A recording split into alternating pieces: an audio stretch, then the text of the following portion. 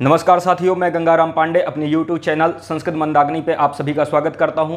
जैसा कि आपको पता है कि वैयाकरण सिद्धांत कौमुदी का कारक प्रकरण चल रहा है और आप लगातार हमारे साथ बने हुए हैं, आप पढ़ रहे हैं, तो हमको भी काफ़ी अच्छा रिस्पांस मिल रहा है। हमको ऐसा लग रहा है कि जो हम मेहनत कर रहे हैं वो सफल हो रही है और आप भी उसका लाभ उठा रहे हो। हम भी अपना जो है तो बेस्ट दे रहे हैं यहाँ पर। तो आप जो है तो ये सूत्र यहाँ पर लिखा हुआ है, लक्षणित्थम भूताख्यान भाग बीपशासु प्रतिपर्यनवः। इस सूत्र के पहले तक आप लोग जो है तो पढ़ चुके हैं और आज जो है हम लोग इस सूत्र को पढ़ेंगे। ठीक है, तो हालांकि ज़्यादा टाइम ना लेते हुए सीधे मैं विषय पर आता हूं। यहां पर आज हमारा विषय रहेगा लक्षणित्थम भूताख्यान भाग वीपशासु प्रतिपर्यनवः। ठीक है, यह सूत्र जो है कर्म प्रवचनी संज्ञा करता है। ठीक है, कौन सी संज्ञा करता है? कर्म प्रवचनी। आपको पता है कि कर्म प्रवचनीय का अधिकार चल रहा है। ठीक है, तो ये जो सूत्र है लक्षणित्थम भूताख्यान भाग बीपशासु प्रतिपर्यनवः, यहां पर सबसे पहले हम क्या करते हैं कि इन पदों को देखते हैं कि कौन कौन से पद हैं। पहला यहां पद है लक्षण। ठीक है, पहला कौन सा पद है? लक्षण। दूसरा पद है इत्थम भूताख्यान, दूसरा है इत्थम भूताख्यान। तीसरा पद है भाग और चौथा पद है बीपशा। ठीक है, तो इसका मतलब हुआ कि लक्षण, इत्थम भूताख्यान, भाग और बीपशा, इन अर्थों के रहने पर, ठीक है, एषु अर्थेषु, इसकी वृत्ति में है कि एषु अर्थेषु विषय भूतेषु, मतलब इन अर्थों के विषय भूत होने पर प्रत्यादय, मतलब जो प्रति, परि और अनु, ये तीन यहां पर क्या है? उपसर्ग हैं। ठीक है, तो प्रत्यादय मतलब प्रति, परि, अनु, इनकी कर्म प्रवचनी संज्ञा होती है इस सूत्र के द्वारा। ठीक है, तो यहां पर सबसे पहले क्या होता है कि इनका हम क्या कर देते हैं, इनका देखते हैं क्या, संधि इनका समास विग्रह। तो समास विग्रह में क्या है कि इत्थम भूताख्यान, इत्थम भूताख्यान का देखते हैं कि लक्षण का तो क्या है कि लक्षण द्योतित होने पर, ठीक है, लक्षण द्योतित होने पर मतलब ज्ञापक ऐसा द्योतित होने पर। इत्थम भूताख्यान का क्या होता है, क्या इसका विग्रह है कि कंचित प्रकारम प्राप्तः इत्थम भूतः। ठीक है, कंचित प्रकारम प्राप्तः मतलब किसी प्रकार प्राप्त, तो कंचित प्रकारम प्राप्तः इत्थम भूतः, और उसका जो आख्यान, उसका जो कथन है उसको कहते हैं इत्थम भूताख्यान। तो कंचित प्रकारम प्राप्तः इत्थम भूतः, इत्थम भूतस्य आख्यानम इत्थम भूताख्यानम। ठीक है, तो यहां पर षष्ठी तत्पुरुष होता है। ठीक है, यहां पर षष्ठी तत्पुरुष समास है इत्थम भूताख्यान में। इसके बाद संपूर्ण इसका जो तो जब समास विग्रह करेंगे तो इसका जो समास विग्रह होगा द्वंद्व समास। ठीक है, इतरेतर योग द्वंद्व है। इसका द्वंद्व समास ऐसे बनेगा कि लक्षणंच इत्थम भूताख्यानंच भागश्च बीपशाच। ठीक है, इति इत्थम भूताख्यान भाग बीपशाः तासु इत्थम भूताख्यान भाग बीपशासु, इस प्रकार इसका द्वंद्व समास करते हैं। इसी तरह प्रति, परि, अनु, इसका जो होता है इतरेतर योग द्वंद्व होता है, प्रतिश्च, परिश्च, अनुश्च। ठीक है, इस प्रकार इसका जो होता है इतरेतर द्वंद्व होता है।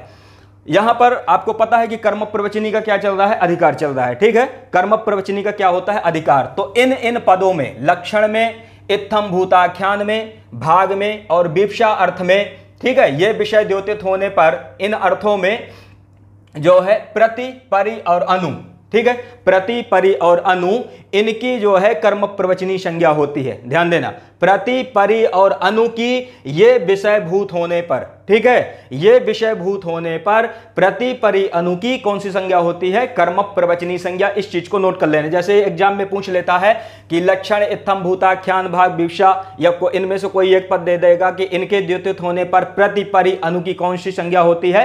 कर्म प्रवचनी संज्ञा। समझ में आया? तो ये यहां पर लग गया, ये समझ में आ गया कि इसका मतलब क्या है? लक्षण का मतलब क्या है? ज्ञापक। और इत्थम भूताख्यान का मतलब क्या है? इस प्रकार।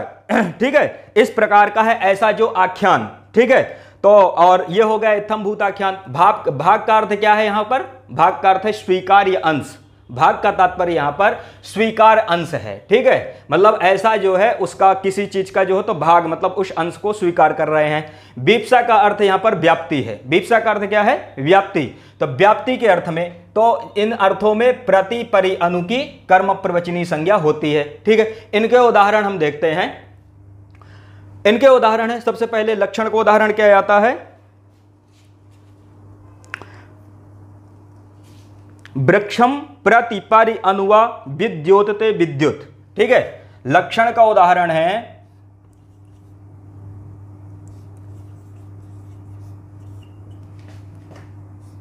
लक्षण का उदाहरण है वृक्षम प्रति परि अनु व विद्युत्ते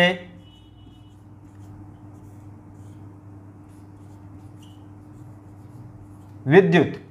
ठीक है, यह किसका उदाहरण है? लक्षण का। लक्षण का उदाहरण क्या है? वृक्षम प्रति परि अनु व विद्युत्ते विद्युत। ठीक है, यह किसका उदाहरण है? लक्षण का उदाहरण है। इस चीज को नोट कर लेना, यह एग्जाम में पूछा जाता है कि वृक्षम प्रति परि अनु व विद्युत्ते विद्युत किसका उदाहरण है? लक्षण का उदाहरण है। यहां पर 3 प्रयोग एक साथ हैं। ठीक है, इनको अलग अलग करना है। देखो, एक तो प्रति का है, परि का है, अनु का है, क्योंकि ये 3 अलग अलग उपसर्ग हैं। तो इनको अलग अलग हम कैसे कर लेंगे कि वृक्षम प्रति विद्युत्ते विद्युत, वृक्षम परि विद्युत्ते विद्युत और वृक्षम अनु विद्युत्ते विद्युत। बात समझ में आ गई?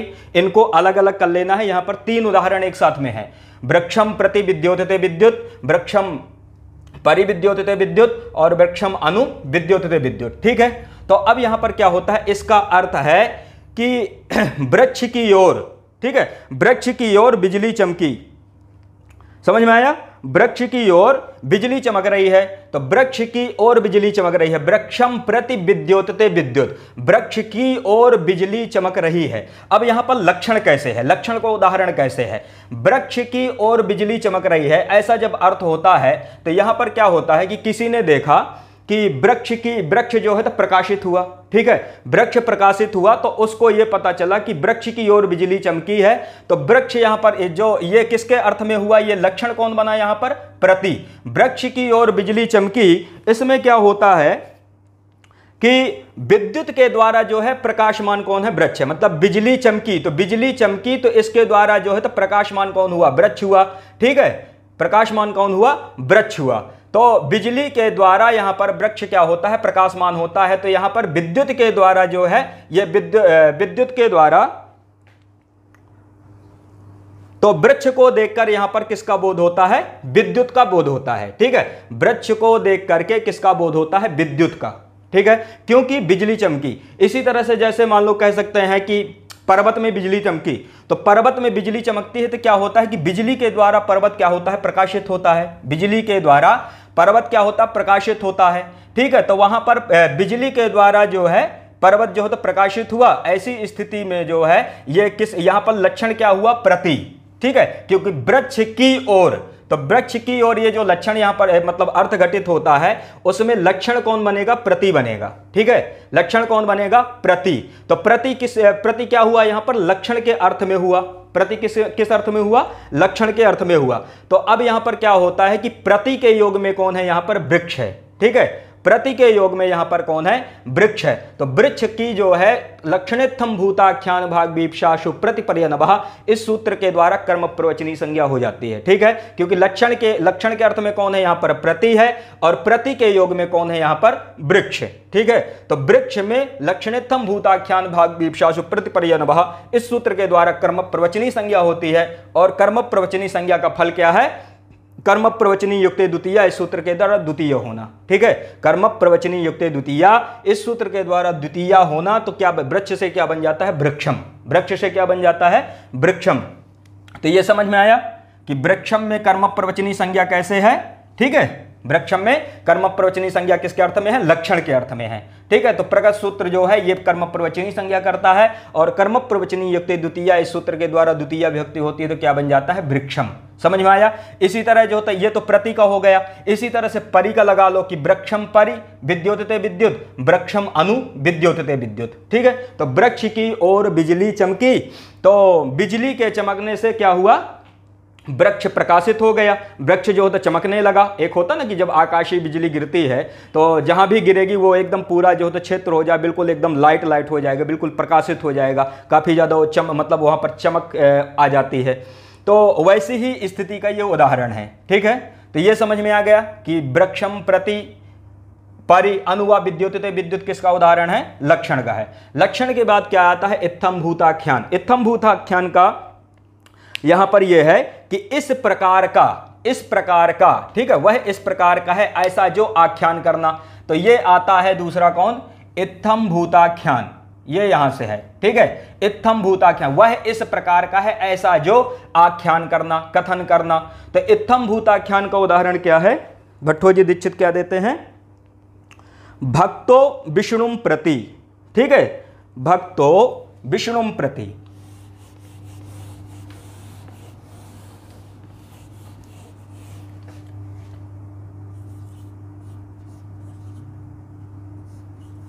इत्थम भूताख्यान,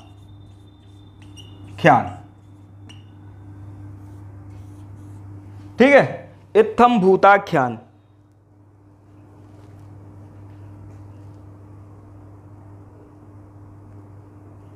तो इत्थम भूताख्यान में क्या होता है, इत्थम भूताख्यान, इत्थम भूताख्यान को उदाहरण क्या है, भक्तो विष्णुम प्रति, ठीक है, इसका उदाहरण है भक्तो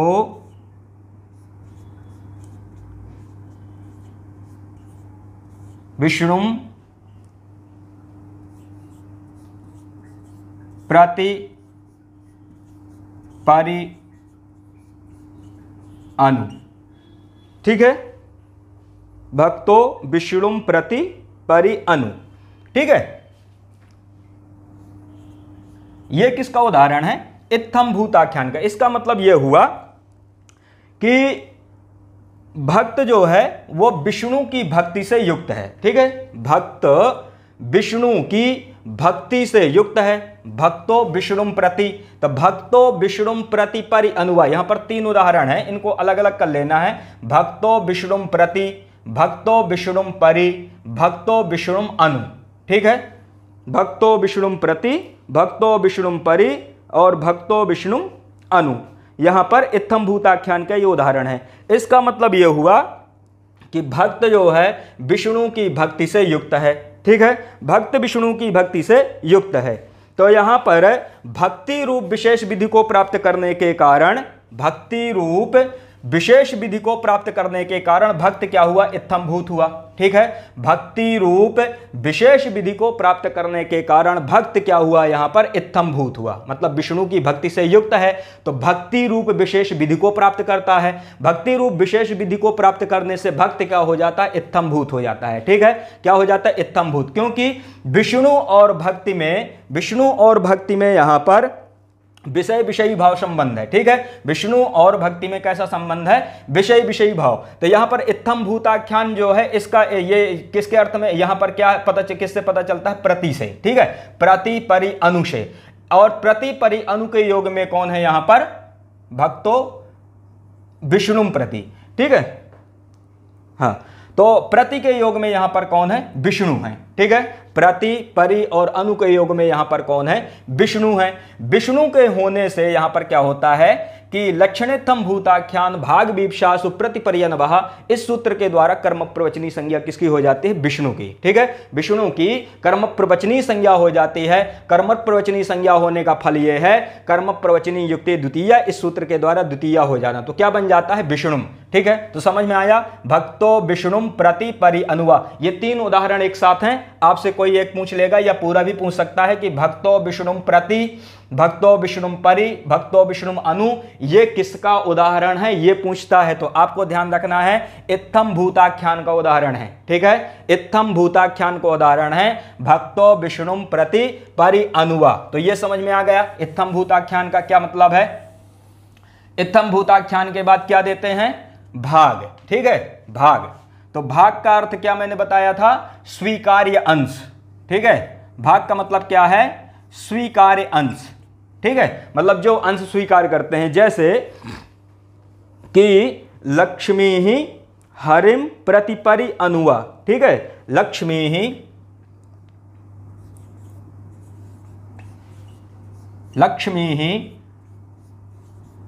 हरिम, लक्ष्मी हरिम प्रति परि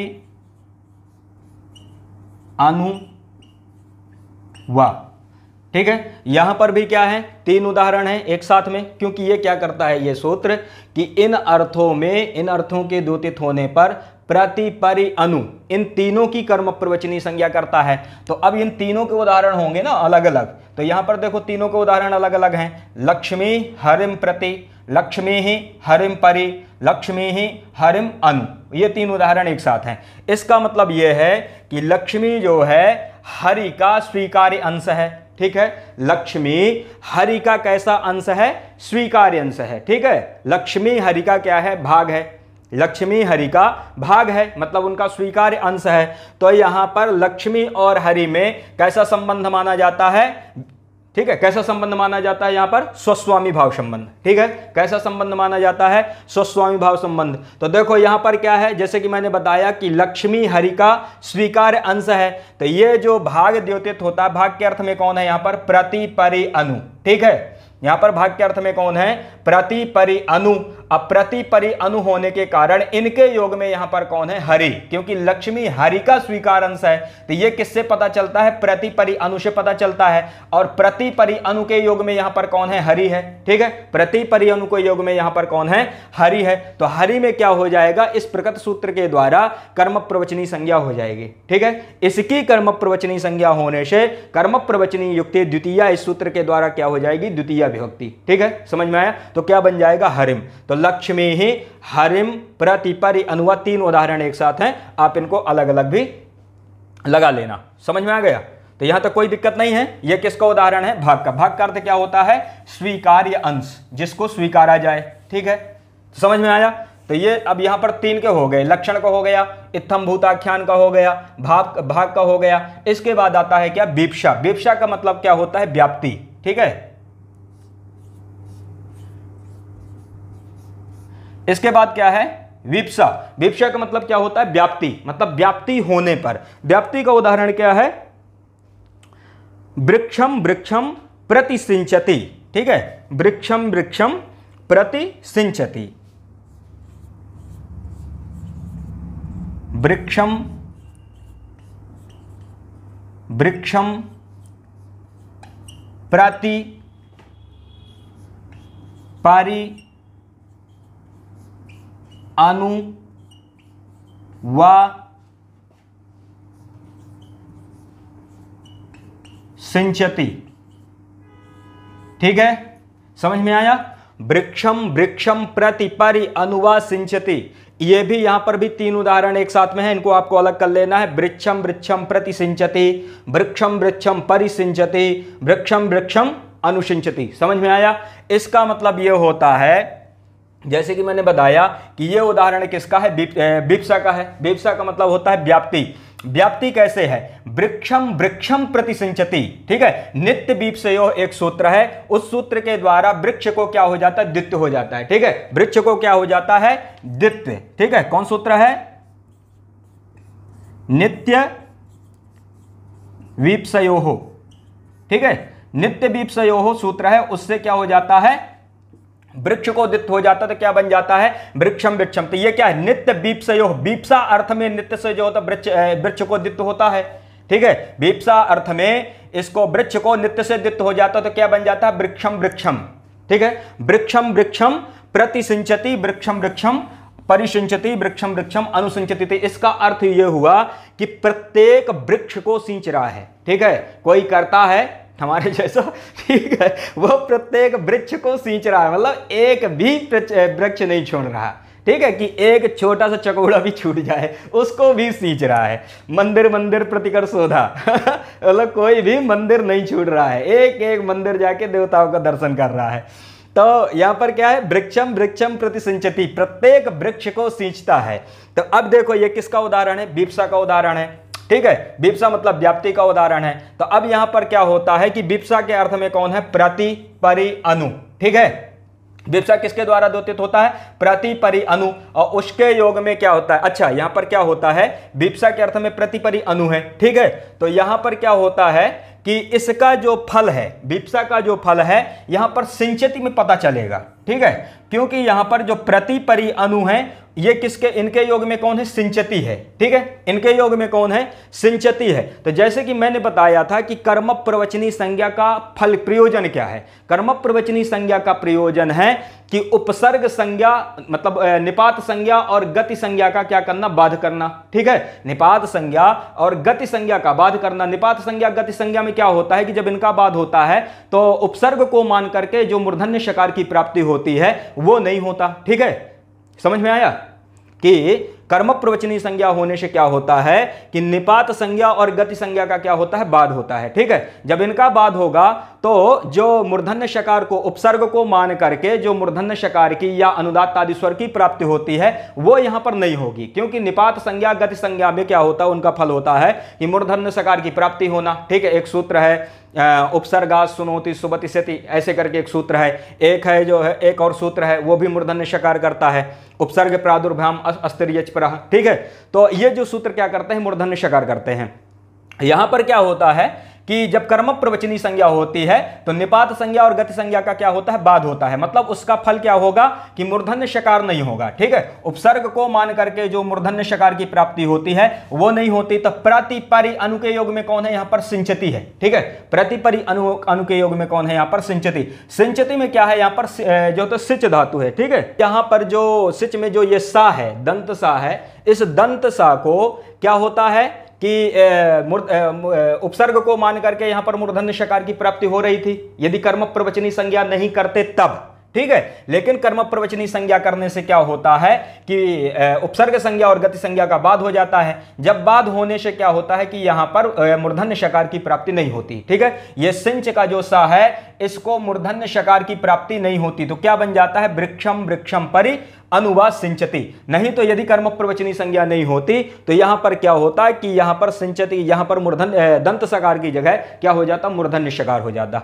समझ में आया, प्रति सिंचती, परि सिंचती, अनुसिंचती, ठीक है। तो कर्म प्रवचनी संज्ञा का फल यहां पर मूर्धन्य शकार की जो है तो प्राप्ति को रोकना, ठीक है। समझ में आया, मूर्धन्य शकार की प्राप्ति को रोकना, यह यहां पर फल है। तो फिर वृक्षम वृक्षम में कर्म संज्ञा कैसे हो गई, यहां पर द्वितीया कैसे दिख रही है, तो यहां पर द्वितीया होती है कर्तुरीप से तमम कर्म से कर्म संज्ञा, कर्मणि द्वितीया से द्वितीया, ठीक है। यहां पर जो द्वितीया दिख रही है वो कर्मणि द्वितीया से यहां पर द्वितीया है। ये यहां पर जो द्वितीया है ये इसका फल नहीं है, इस सूत्र का फल नहीं है, यहां पर इस सूत्र का फल यहां पर है, ठीक है। सिंचती में इस सूत्र का फल है, ठीक है, क्योंकि कर्म प्रवचनी संज्ञा होने से क्या होता है कि निपात संज्ञा गति संज्ञा का बाद होने से यहां पर मूर्धन्य शकार की प्राप्ति नहीं होती। तो समझ में आया, वृक्षम वृक्षम प्रतिपरि अनुवा सिंचती, लग गया ये, कोई दिक्कत, ठीक है। तो ये यहां तक हो गया, विप्सा का हो गया। विप्सा के बाद अब क्या होता है, ये सूत्र समझ में आ गया, कोई समस्या तो नहीं है, ठीक है। अब इसके बाद क्या कहते हैं,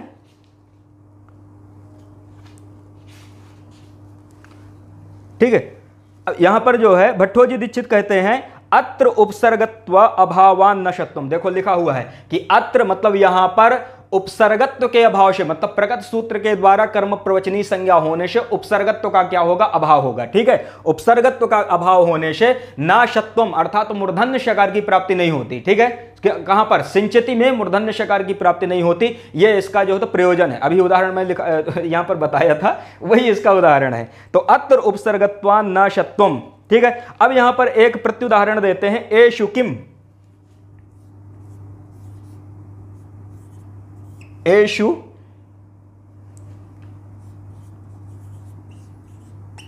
एषु किम परिसिंचति, ठीक है, एषु किम परिसिंचति।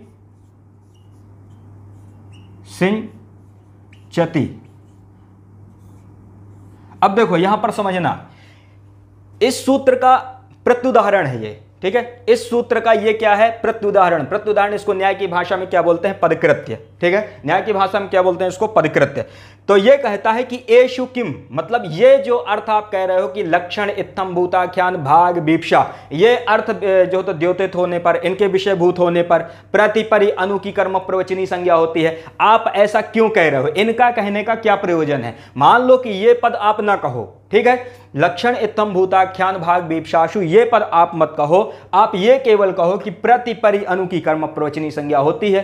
बात समझ में आई कि प्रतिपरि अनु की, मतलब केवल प्रतिपरि अनु की कर्म प्रवचनी संज्ञा होती, तो समस्या क्या होगी? समस्या यह होगी, यदि यह पद नहीं कहेंगे तो यहां पर क्या होगा कि फिर कर्म प्रवचनी संज्ञा नहीं होगी, ठीक है, कर्म प्रवचनी संज्ञा नहीं होगी। कर्म प्रवचनी संज्ञा ना होने से यहां पर देखो परिसिंचति, परि के योग में कौन है? सिंचती है, यहां पर सिच धातु है। अब यहां पर कर्म प्रवचनी जब संज्ञा नहीं होती तो यहां पर क्या होता है? उपसर्गत्व का बाध नहीं होता। जब उपसर्गत्व का बाध नहीं होता तो यहां पर देखो मूर्धन्य शकार हो जाता है ना, ये है ना मूर्धन्य शकार। तो इसका मतलब यह होता है कि कर्म प्रवचनी संज्ञा ना होने से यहां पर मूर्धन्य शकार हो जाता है। यदि कर्म प्रवचनी संज्ञा हो जाती तो यहां पर मूर्धन्य शकार ना होता, बल्कि क्या होता? दंत शकार होता। समझ में आया? ये इसका प्रयोजन है, मतलब इन पदों को रखने का ये प्रयोजन है कि इन पदों के योग में ही प्रतिपरि अनु की कर्म प्रवचनी संज्ञा होती है। यदि ये पद नहीं रखेंगे तब कर्म प्रवचनी संज्ञा नहीं होगी। तब क्या हो जाएगा? यहां पर निपात संज्ञा और गति संज्ञा होने से यहां पर जो तो उपसर्गत्व की प्राप्ति हो जाएगी, ठीक है, उपसर्गत्व को मान करके यहां पर मूर्धन्य शकार, ठीक है, हो जाएगा। समझ गए? यहां पर मतलब दंत सकार नहीं होगा। तो ये इसका जो है क्या है? प्रत्युदाहरण, एषु किम परिसिंचते। तो यहां पर क्या हुआ? कर्म प्रवचनी संज्ञा नहीं होती, ठीक है, यहां पर कर्म प्रवचनी संज्ञा नहीं होती। तो ये इसका प्रयोजन है। ये सूत्र समझ में आ गया? कोई समस्या? ठीक है, ये तो हो गया।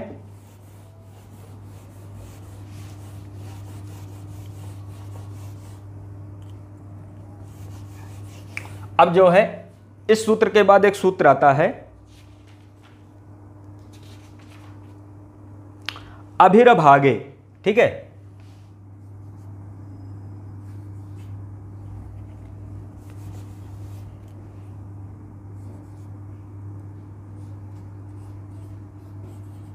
अभिरभागे,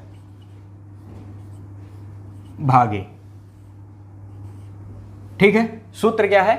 अभिरभागे, ठीक है, यह सूत्र है अभि ही अभागे, ठीक है, अभि ही अभागे। यह सूत्र भी क्या करता है? कर्म प्रवचनी संज्ञा करता है। क्या करता है? कर्म प्रवचनी संज्ञा। लेकिन यह क्या करता है? अब यहां पर होता क्या है? ये मतलब क्यों ऐसा जो तो इसको अलग से बनाया गया, ठीक है, क्योंकि लगभग वही चीजें होती हैं जो पूर्व का सूत्र अपन पढ़े, लक्षणेत्थम भूताख्यान भाग विप्सासु, लगभग वही चीजें हैं और वही उपसर्ग भी हैं यहां पर भी। तो यहां पर क्या होता है कि देखो, एक है अभि और दूसरा है अभागे, ठीक है। यहां पर क्या होता है कि जैसे पूर्व का जो सूत्र है वो प्रतिपरि अनु, ठीक है, पूर्व का सूत्र प्रतिपरि अनु, इनके योग में जो है इनकी जो है कर्म प्रवचनी संज्ञा करता है, ठीक है। यह सूत्र क्या करता है कि अभि की कर्म प्रवचनी संज्ञा करता है। किसकी करता है? अभि की। देखो यहां पर इन तीनों से एक अलग है अभि, ठीक है, यह उपसर्ग है अभि। तो अभि की कर्म प्रवचनी संज्ञा करता है, लेकिन किस स्थिति में करता है? अभागे, मतलब भाग अर्थ ना हो। पूर्व सूत्र के द्वारा लक्षण था, इत्थम भूताख्यान था, विप्सा था, ठीक है, लेकिन यह क्या करता है कि भाग को छोड़कर, मतलब वो जो पूर्व के जो तीनों पद हैं, ठीक है, लक्षण, इत्थम भूताख्यान और विप्सा, इन तीनों के योग में अभि की क्या करेगा? कर्म प्रवचनी संज्ञा, ठीक है, लेकिन भाग को छोड़ करके यह कहता है कि भाग अर्थ में कर्म प्रवचनी संज्ञा नहीं होगी। तो केवल भाग में कर्म प्रवचनी संज्ञा नहीं करना था, ठीक है, अभि के योग में, इसलिए इस सूत्र को अलग से बनाया गया। समझ में आया कि भाग में इसको कर्म प्रवचनी संज्ञा नहीं करना था, इसलिए जो है अभी इस सूत्र को अलग से बनाया गया, ठीक है। तो ये क्या कहता है? अभि ही अभागे, मतलब अभि की, ठीक है, इसकी वृत्ति क्या है कि भाग वर्जे, वृत्ति है इसकी भाग वर्जे, भाग वर्जे लक्षणादौ, लक्षणादौ, मैं इनको अलग अलग कर दे रहा हूं, ठीक है, भाग वर्जे लक्षणादौ अभि ही उक्त संज्ञा से आत,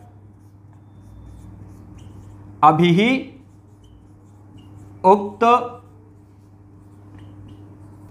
संज्ञा स्यात्। समझ में आया? ये इसकी वृत्ति है। ये कहता है कि भाग वर्ज्य, भाग का मतलब क्या होता है? स्वीकार्य अंश। ठीक है, भाग का मतलब क्या है? स्वीकार्य अंश। इसको छोड़ करके, वर्ज्य मतलब छोड़ करके, ठीक है, भाग को छोड़ करके लक्षणादो, लक्षणादो पूर्व सूत्र के द्वारा क्या आएंगे? लक्षण आदो के द्वारा क्या आएगा? लक्षण, इत्थम, भूताख्यान और वीप्सा। ठीक है, लक्षण, इत्थम, भूताख्यान और वीप्सा, इनके योग में अभी की उक्त संज्ञा होती है। उक्त संज्ञा का मतलब क्या होता है? कर्म प्रवचनी संज्ञा। ठीक है, उक्त संज्ञा का मतलब क्या है? कर्म प्रवचनी संज्ञा। समझ में आया?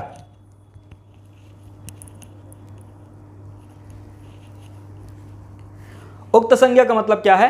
कर्म प्रवचनी संज्ञा। तो भाग को छोड़ करके, स्वीकार्य अंश को छोड़ करके, लक्षणादो मतलब लक्षण, इत्थम, भूताख्यान और वीप्सा अर्थ में अभी की, अभी ये क्या है? उपसर्ग है, इसकी जो है उक्त संज्ञा अर्थात कर्म प्रवचनी संज्ञा होती है। ऐसा कौन कहता है? अभिर्भागे। ठीक है, ऐसा कौन कहता है? अभिर्भागे। देखो बाकी वही चीजें हैं, लक्षणादो के द्वारा लक्षण, इत्थम, भूताख्यान, भाग, वीप्सा, ये तीनों आ ही जाते हैं, ये तीनों अर्थ आ ही जाते हैं। केवल भाग के योग में जो है तो अभी की कर्म प्रवचनी संज्ञा नहीं हो रही थी, इसलिए सूत्र को अलग से बनाया गया। समझ में आ गया? तो भाग वर्जे लक्षणादो अभी उक्त संज्ञा स्यात्, ये इसकी वृत्ति है कि भाग को छोड़ करके लक्षण आदि अर्थ द्योतित होने पर अभी की कर्म प्रवचनी संज्ञा होती। इसके उदाहरण क्या है? हरिम अभिवर्तते।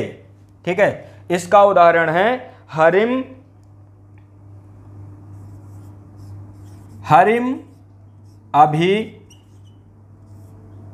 अभी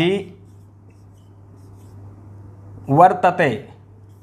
ठीक है, हरिम अभी वर्तते। तो देखो हरिम अभी वर्तते, ये किसका उदाहरण है? लक्षण का। किसका उदाहरण है? ये लक्षण का। ठीक है, लक्षण का उदाहरण है हरिम अभिवर्तते। हरिम अभिवर्तते का मतलब होता है कि हरि की ओर है, हरि की ओर है। इसका अर्थ क्या है? हरि की ओर है। तो यहां पर लक्षणवाची शब्द क्या है? अभी। ठीक है, लक्षणवाची शब्द क्या है यहां पर? अभी। ठीक है, लक्षण का बोध किससे होता है? अभी से। अभी के योग में यहां पर कौन है? हरि है। अभी के योग में यहां पर कौन है? हरि है। हरि की क्या हो जाती है? अभिर्भागे, इस सूत्र के द्वारा कर्म प्रवचनी संज्ञा। ठीक है, हरि की क्या हो जाती है? अभी ही अभागे, इस सूत्र के द्वारा कर्म प्रवचनी संज्ञा। कर्म प्रवचनी संज्ञा होने के कारण क्या हो जाएगा? कर्म प्रवचनी युक्त द्वितीया, इस सूत्र के द्वारा द्वितीया। तो क्या बन जाएगा? हरिम। ठीक है, क्या बन जाएगा? हरिम। द्वितीया में क्या बनता है? हरिम। समझ में आया? तो हरिम अभी वर्तते। समझ में आ गया? ये लक्षण का उदाहरण है, हरिम अभिवर्तते लक्षण का उदाहरण। ध्यान देना, ये एंट्रेंस में पूछा जाता है कि हरिम अभिवर्तते ये किसका उदाहरण है। ठीक है, तो ये लक्षण का उदाहरण है। पहली बात तो ये ध्यान देना है किस सूत्र के द्वारा यहां पर कर्म प्रवचनी संज्ञा हुई है? अभिर्भागे। ठीक है, ये मतलब इसमें थोड़ा भी जो डाउट मत होना कि मतलब लक्षणित्थम भूताख्यान में मतलब आप जो तो शंका कर जाओ कि उस सूत्र के द्वारा कर्म प्रवचनी संज्ञा होती है। तो यहां पर कर्म प्रवचनी संज्ञा किससे होती है? अभिर्भागे, क्योंकि आपको अभी को पकड़ना है। ठीक है, यहां पर अभी, पूर्व सूत्र में प्रतिपरि अनु होंगे, इस सूत्र में कौन होगा? अभी होगा। अभी होगा। ठीक है, तो अभी के योग में अभिर्भागे, इस सूत्र के द्वारा कर्म प्रवचनी संज्ञा होगी। तो आपको अभी ध्यान रखना है यहां पर। समझ में आ गया? ठीक है, कोई समस्या? तो ये लग गया। लक्षण को उदाहरण क्या है? हरिम अभी वर्तते। लक्षण के बाद उदाहरण क्या देते हैं? भक्तो हरिम अभी। ठीक है, भक्तो, ये किसका उदाहरण है? इत्थम भूताख्यान। ठीक है, इत्थम भूताख्यान का उदाहरण क्या है? अभिर्भागे सूत्र में भक्तो हरिम अभी।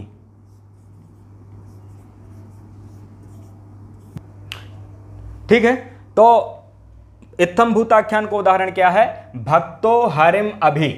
ठीक है, मतलब है भक्त हरि की भक्ति से युक्त है। इसका भी अर्थ वही है जो पूर्व सूत्र में पढ़े थे लक्षण इत्थम भूताख्यान में। इत्थम भूताख्यान का जो वहां पर उदाहरण आया था, यहां पर भी इसका अर्थ होता है भक्तो हरिम अभी, अर्थात भक्त हरि की भक्ति से युक्त है। ठीक है, भक्त जो है हरि की भक्ति से क्या है? युक्त है। तो हरि की भक्ति से युक्त होने के कारण ये किसका उदाहरण है? इत्थम भूताख्यान, मतलब इस प्रकार का भक्त है। ऐसी जो तो भक्त का क्या कर रहे हैं? आख्यान कर रहे हैं। तो यहां पर जो है तो ये किसके द्वारा बोधित होता है? अभी के द्वारा। ठीक है, इत्थम भूताख्यान का बोध किसके द्वारा होता है? अभि के द्वारा। और अभि के योग में कौन है यहां पर? हरि। ठीक है, अभि के योग में यहां पर कौन है? हरि। ठीक है, तो अभि के योग में यहां पर हरि होने के कारण इस प्रगत सूत्र मतलब अभि अभागे सूत्र के द्वारा हरि की कर्म प्रवचनी संज्ञा हो जाती है। कर्म प्रवचनी संज्ञा होने के कारण यहां पर कर्म प्रवचनी युक्त द्वितीया इस सूत्र के द्वारा द्वितीया होती है, तो क्या बन जाता है? हरिम। ठीक है, तो भक्तो हरिम अभि, समझ में आ गया? भक्तो हरिम अभि ये किसका उदाहरण है? इत्थम भूताख्यान का उदाहरण है। समझ? ठीक है, कोई समस्या? तो इत्थम भूताख्यान का उदाहरण क्या है? भक्तो हरिम अभि, तो ये लग गया। ठीक है, इसके बाद क्या है? बीप्सा का आएगा। ठीक है, बीप्सा का क्या है? बीप्सा, बीप्सा का मतलब क्या है? व्याप्ति। व्याप्ति में यहां पर है देवम देवम अभिषिंचति, देवम देवम देवम देवम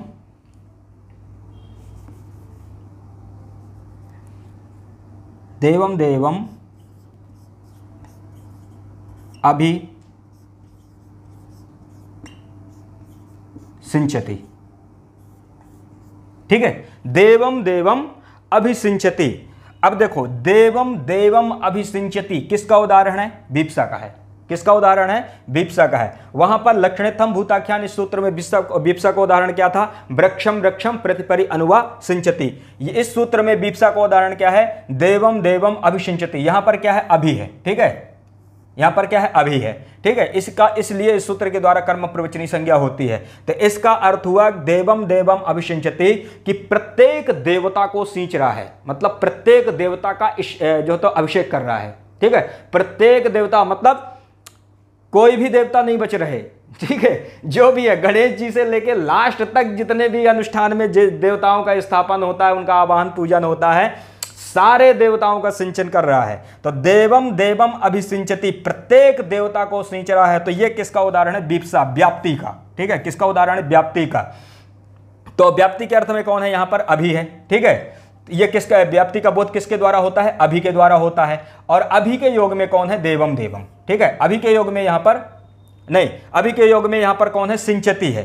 ठीक है, अभि के योग में यहां पर कौन है? सिंचति है। सिंचति होने के कारण क्या है कि कर्म प्रवचनी संज्ञा हो जाती है। किसकी? कर्म प्रवचनी संज्ञा होने से उपसर्ग संज्ञा मतलब निपात संज्ञा और गति संज्ञा का क्या हो जाएगा? बाद हो जाएगा। जब उपसर्ग निपात संज्ञा गति संज्ञा का बाद होगा तो यहां पर क्या होता है कि उपसर्गत्व को मान करके जो मूर्धन्य शकार की प्राप्ति होती है वो यहां पर मूर्धन्य शकार की प्राप्ति नहीं होगी। मतलब ये जो सकार है ना, इसकी जो प्राप्ति होती है वो यहां पर नहीं होगी। जब इसकी यहां पर प्राप्ति नहीं होगी तो क्या बन जाएगा? दंत सकार ही रहेगा। ठीक है, दंत सकार होगा, क्योंकि कर्म प्रवचनी संज्ञा होने से क्या हो जाता है कि उपसर्गत्व का क्या होगा? बाद हो जाएगा। ठीक है, तो यहां पर मूर्धन्य की प्राप्ति नहीं होगी। तो यहां पर इसका जो है फल है, बीप्सा का फल यहां पर सिंचति में है। बीप्सा का फल क्या है? यहां पर सिंचति में है कि सिंचति में मूर्धन्य शकार नहीं होता। ठीक है, क्योंकि उपसर्गत्व का क्या होता है? बाद होता है।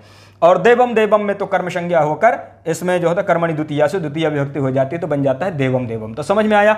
देवम देवम अभिषिंचति, ये किसका उदाहरण है? बीप्सा का उदाहरण है। ठीक है, किसका उदाहरण है? बीप्सा का उदाहरण है। तो ये यहां पर हो गया। अब देखो, यहां पर भी एक प्रत्युदाहरण आता है। यहां पर एक प्रत्युदाहरण है अभागे किम। इसका प्रत्युदाहरण क्या है? अभागे किम, मतलब ये जो कह रहे हैं कि भाग अर्थ नहीं होना चाहिए। क्या है प्रत्युदाहरण? अभागे किम, मतलब यह हुआ कि आप जो ये कह रहे हो कि भाग अर्थ को छोड़कर, भाग अर्थ को छोड़कर अभि की कर्म प्रवचनी संज्ञा हो रही है। तो आप ये जो कह रहे हो ना कि भाग अर्थ को छोड़कर, ये आप क्यों कह रहे हो? भाग अर्थ में कर्म प्रवचनी संज्ञा करने में क्या समस्या है?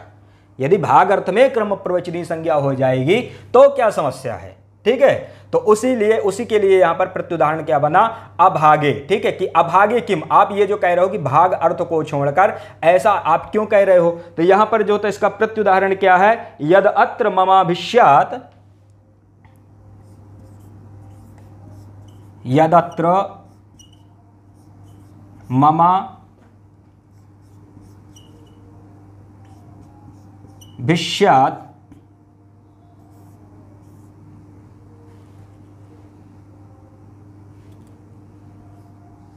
यदत्र ममाभिष्यात्, ठीक है, तद्दीयताम,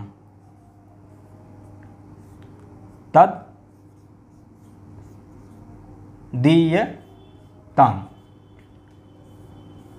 ठीक है।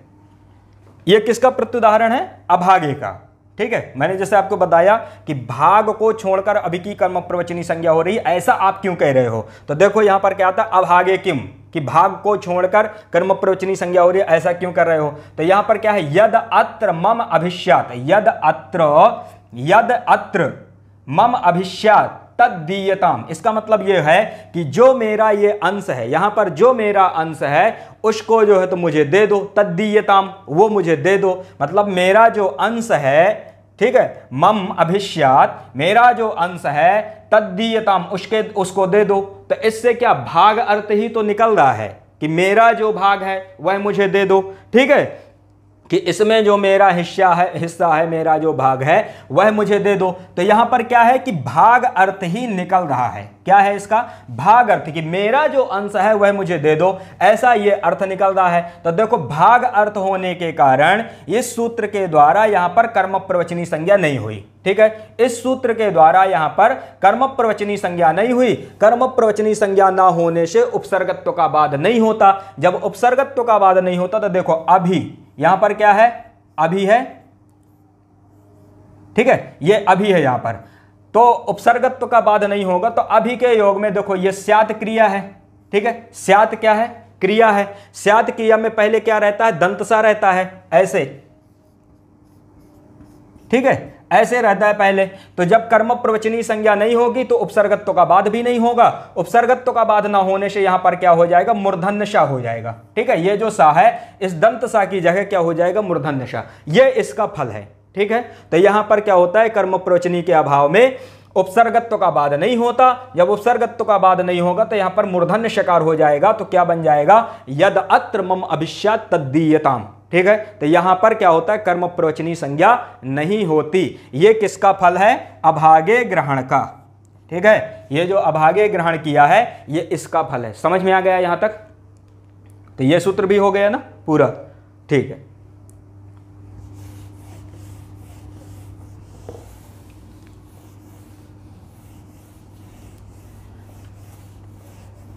ठीक है ना? इतना कोई मतलब जल्दी तो नहीं है ना कि कुछ छूट रहा हो, सही है ना? ठीक, तो ये हो गया, अभिर्भाग्य हो गया। अभिर्भाग्य के बाद क्या है? अधिपरि अनर्थकौ, अधिपरि, ठीक है, अधिपरि अनर्थकौ, अनर्थकौ, ठीक है, अधिपरि अनर्थकौ, ठीक है। यह क्या करता है कि अधिपरि अनर्थकौ, यह कहता है कि उक्त संज्ञौ स्तः, क्या कहता है ये? उक्त, इसकी वृत्ति है, उक्त संज्ञौ, उक्त संज्ञौ स्तः, ठीक है, उक्त संज्ञौ स्तः, ठीक है। इसकी वृत्ति क्या है? उक्त संज्ञौ। उक्त संज्ञौ मतलब क्या? कौन सी संज्ञा? कर्म प्रवचनी संज्ञा। उक्त संज्ञौ मतलब कर्म प्रवचनी संज्ञा, लेकिन किन के योग में? अधिपरि, ठीक है, अधिपरि। अधिपरि, अधि और परि ये उपसर्ग जब अनर्थकौ मतलब अनर्थक अर्थ में हो, ठीक है, अधि और परि जब अनर्थक अर्थ में हो, मतलब इनके द्वारा कोई सार्थक अर्थ ना निकल रहा हो, ठीक है। क्योंकि अधिपरि क्या होता है कि ये धातुओं के साथ जब लगते हैं तो ये केवल अर्थ के क्या होते हैं? द्योतक होते हैं, ठीक है, अर्थ के वाचक होते नहीं हैं। ये क्या होते हैं? अर्थ के द्योतक होते हैं। और जब अर्थ का द्योतन भी न कराएं, ठीक है, जब धातु के साथ लग करके ये अर्थ का द्योतन भी ना कराएं, ठीक है, अर्थ का द्योतक भी ना बने, ऐसी स्थिति में क्या होते हैं? ये अनर्थक हो जाते हैं, ठीक है। ऐसी स्थिति में क्या होते हैं? अनर्थक हो जाते हैं। तो अधि और परि जब अनर्थक अर्थ में हो, मतलब इनका कोई अर्थ ना निकले, तो इनकी कर्म प्रवचनी संज्ञा होती है। सूत्र लग गया? सूत्रार्थ समझ में आया कि अधि और परि की अनर्थक अर्थ में, समझ में, कि अधि और परि की अनर्थक अर्थ में कर्म प्रवचनी संज्ञा होती है। तो ये क्वेश्चन बनेगा कि अधि और परि की अनर्थक अर्थ में कौन सी संज्ञा होती है। ठीक है, क्वेश्चन क्या बनेगा कि अधि और परि की अनर्थक अर्थ में कौन सी संज्ञा होती है, कर्म प्रवचनी संज्ञा होती है। ठीक है, समझ में आया। तो अनर्थक अर्थ में अधि और परि की कर्म प्रवचनी संज्ञा होती है, ऐसे क्वेश्चन जो है तो पूछे जाते हैं। तो ये समझ में आ गया। जैसे उसको उदाहरण देखो, कुतो अधि आगच्छति। ठीक है, कोई आदमी पूछ रहा है कि कुतो अधि आगच्छति, कहां से आ रहे हो। ठीक है,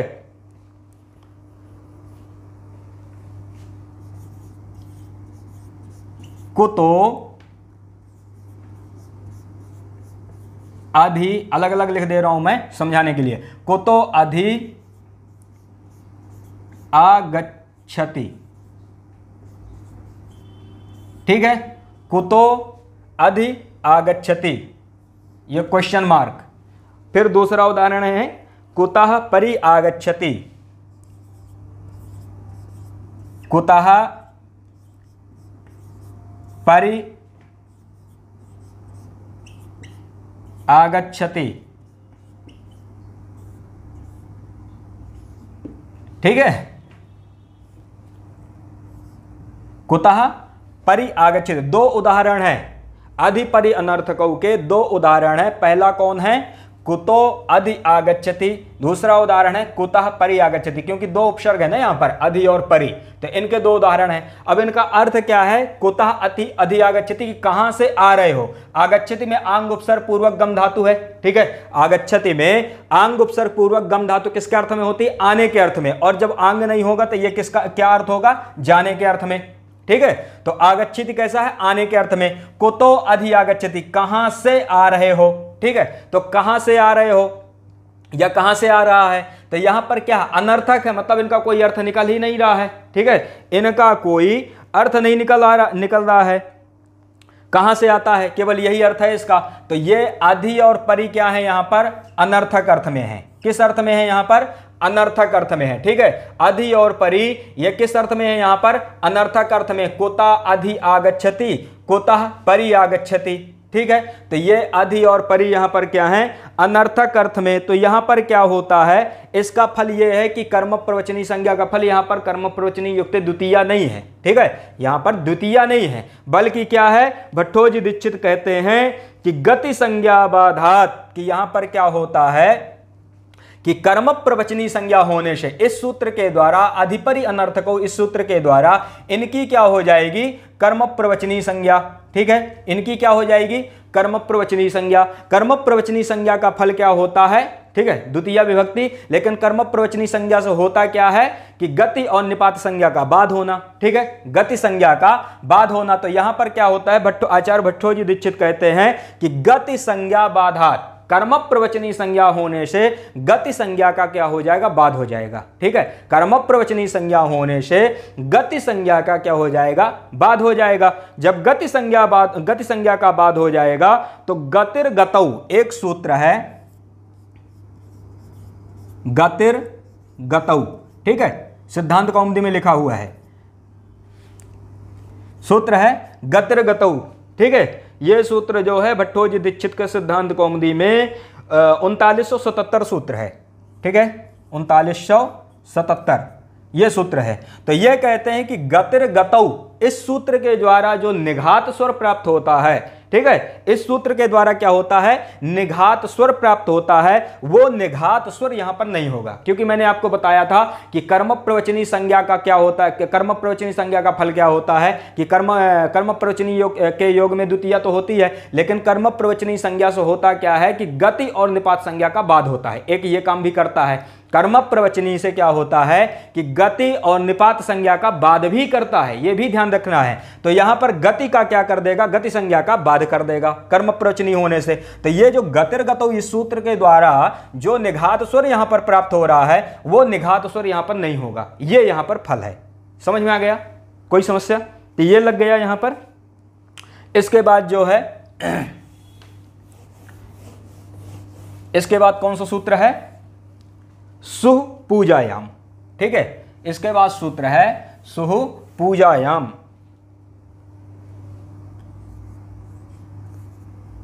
सुह पूजा याम। ठीक है, कौन सूत्र है? सुह पूजायाम।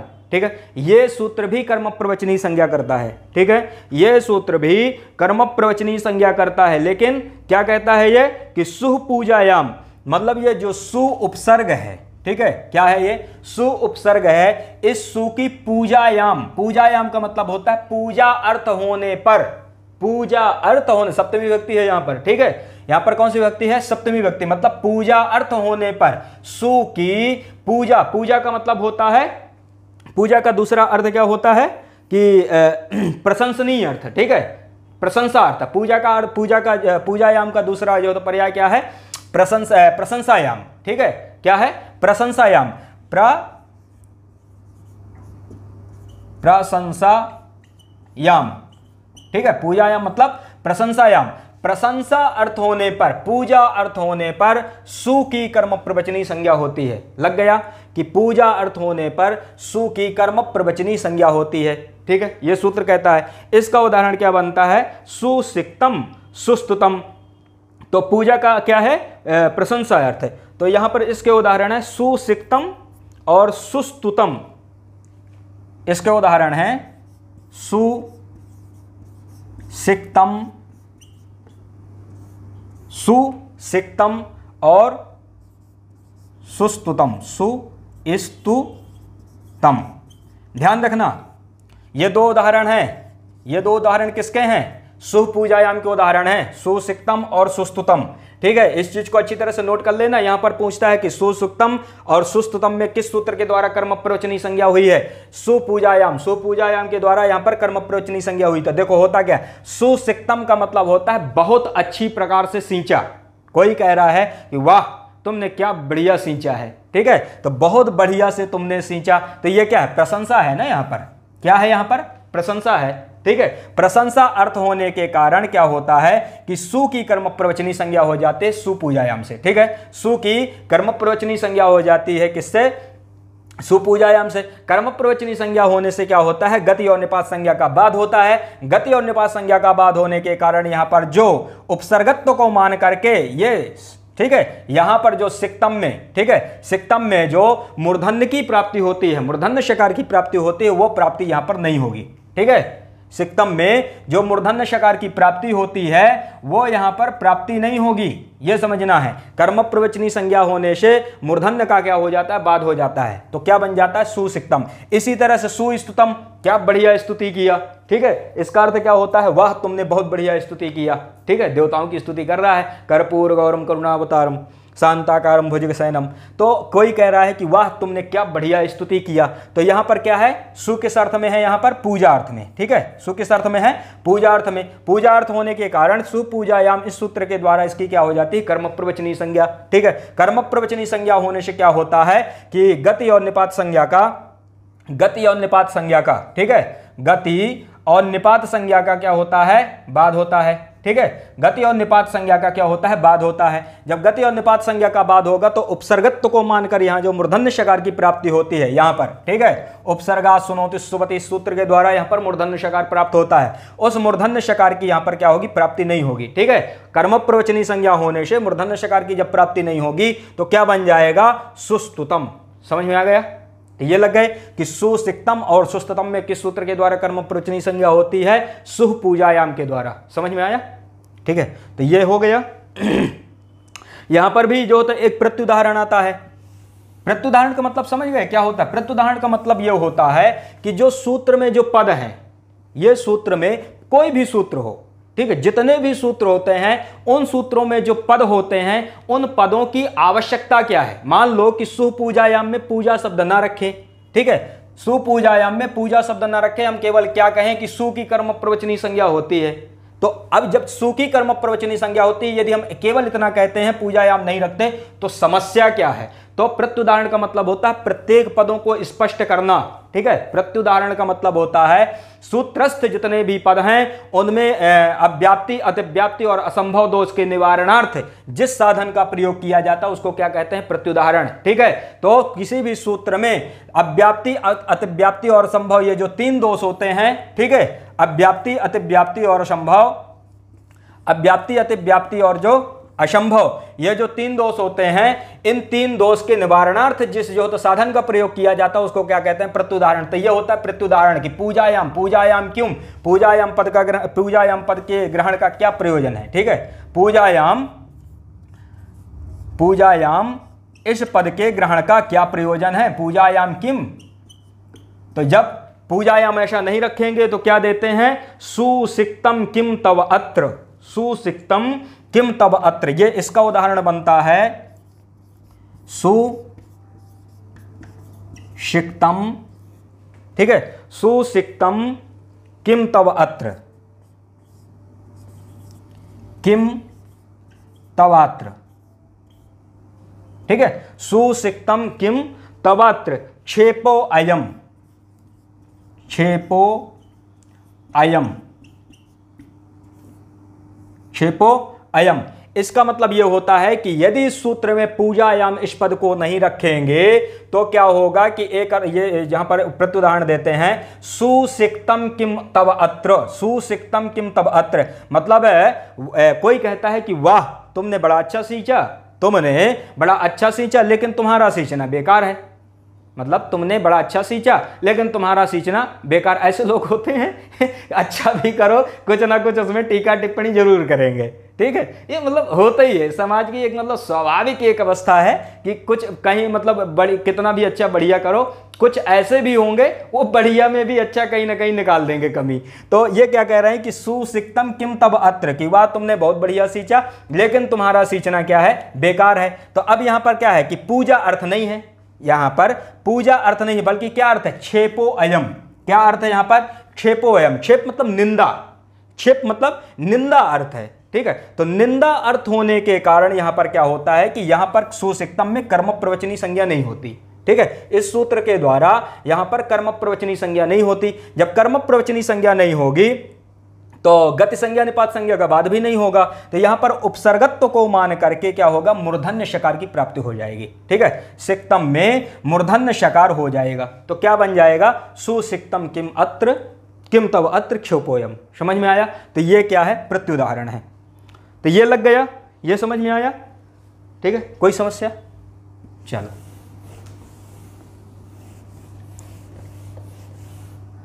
इसके बाद एक सूत्र और आता है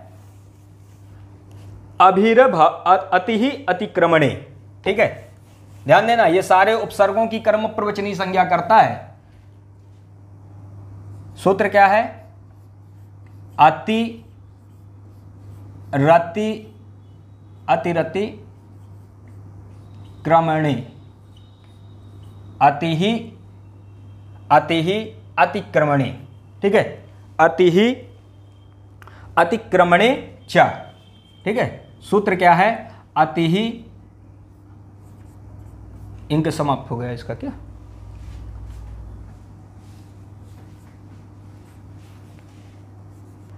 ठीक है, तो एक सूत्र ये है अति ही अतिक्रमणे च। ठीक है, सूत्र कौन है, अति ही अतिक्रमणे च। अब इसका मतलब क्या हुआ, इसका मतलब यह हुआ कि अति जो उपसर्ग है उस अति उपसर्ग की अतिक्रमण, ठीक है, अतिक्रमण और चकारार्थ किसका ग्रहण होगा, पूर्व सूत्र के द्वारा, सुपूजायाम के द्वारा किसका ग्रहण होगा, पूजायाम। ठीक है, पूर्व सूत्र के द्वारा किसका ग्रहण होगा, पूजायाम, पूजायाम। तो इसका मतलब क्या हुआ कि अति जो उपसर्ग है उसकी अतिक्रमण, ठीक है, अति की अतिक्रमण और पूजा, चकारार्थ किसका ग्रहण होगा, पूजायाम, मतलब पूजा अर्थ में। तो अति की अतिक्रमण और पूजायाम इस अर्थ में कर्म प्रवचनी संज्ञा होती है। सूत्र की वृत्ति में है अतिक्रमणे पूजायांचा अति ही कर्म प्रवचनी संज्ञा स्यात्। ठीक है, भट्टोजी दीक्षित के सिद्धांत कौमुदी में इसकी वृत्ति है कि अतिक्रमणे पूजायाम चा, मतलब अतिक्रमण और पूजा अर्थ में अति की कर्म प्रवचनी संज्ञा होती है। तो ध्यान देना, ये पूछेगा यदि क्वेश्चन में आता है कि अतिक्रमण या पूजायाम इस अर्थ में अति की कौन सी संज्ञा होती है, कर्म प्रवचनी संज्ञा। ठीक है, कि अतिक्रमण और पूजायाम इस अर्थ में अति की कौन सी संज्ञा होती है, कर्म प्रवचनी संज्ञा होती है। समझ में आया? तो अति अतिक्रमणे चा, अति की अतिक्रमण और पूजायाम इस अर्थ में कर्म प्रवचनी संज्ञा होती है। इसका उदाहरण क्या है कि अति देवान कृष्ण, एक ही उसका उदाहरण है। ठीक है, इसका उदाहरण है अति देवान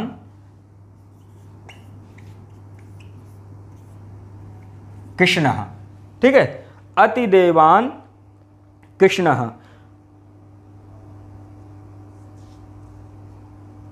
ठीक है, तो अति देवान कृष्ण। ठीक है, इसका मतलब क्या हुआ कि जो कृष्ण है, ठीक है, जो कृष्ण है वो कृष्ण जो है देवान मतलब देवताओं से, ठीक है, मतलब बढ़कर हैं। कृष्ण जो है देवताओं से क्या है, बढ़कर हैं। तो बढ़कर ये होना क्या है, अतिक्रमण है। ठीक है, देवताओं का क्या करते हैं, अतिक्रमण करते हैं। तो पहला अर्थ क्या हुआ कि कृष्ण जो है देवताओं से बढ़ के हैं। दूसरा क्या है कि कृष्ण देवताओं से क्या है, जब बढ़ के हैं तो श्रेष्ठ भी हैं। जब बढ़ के हैं देवताओं से तो क्या है, श्रेष्ठ भी हैं। तो श्रेष्ठ होने से क्या कौन सा अर्थ आ रहा है, पूजायाम। ठीक है, श्रेष्ठ होने से कौन सा अर्थ आ रहा है, पूजायाम, क्योंकि कृष्ण क्या है, पूजा मतलब श्रेष्ठ हैं, देवताओं से श्रेष्ठ हैं। ठीक है, देवता जो है तो कृष्ण की पूजा करते हैं, ये भी आ जाएगा। तो कृष्ण देवताओं से बढ़कर हैं और कृष्ण देवताओं से उत्कृष्ट हैं। ठीक है, कृष्ण देवताओं से उत्कृष्ट हैं। तो यहां पर देखो अति उपसर्ग है। ठीक है, और अतिक्रमण और पूजायाम ये दोनों अर्थ द्योतित हैं। इनके योग में, अति के योग में यहां पर कौन है, देवान। अति के योग में कौन है यहां पर, देवान। देवान में क्या हो जाएगी, अति अतिक्रमणे चा, इस सूत्र के द्वारा कर्म प्रवचनी संज्ञा। ठीक है, देवान की क्या हो जाएगी, अति अतिक्रमणे चा, इस सूत्र के द्वारा कर्म प्रवचनी संज्ञा। कर्म प्रवचनी संज्ञा का फल क्या है, कर्म प्रवचनी युक्ते द्वितीया। ठीक है, कर्म प्रवचनी युक्ते द्वितीया। तो यहां पर क्या हो, देवा से क्या बन जाएगा, देवान। ठीक है, बहुवचन में क्या बन जाएगा, देवान। तो प्रयोग क्या बनेगा, अति देवान कृष्ण। ठीक है, तो ये यहाँ पर आज का हमारा सेशन यहीं पर समाप्त होता है। ठीक है, आज का हमारा सेशन यहीं पर समाप्त होता है और मिलते हैं एक नए वीडियो के साथ और नए विषय के साथ। इसी के साथ आज अपना विषय हम यहीं पर समाप्त करते हैं। नमो नमः।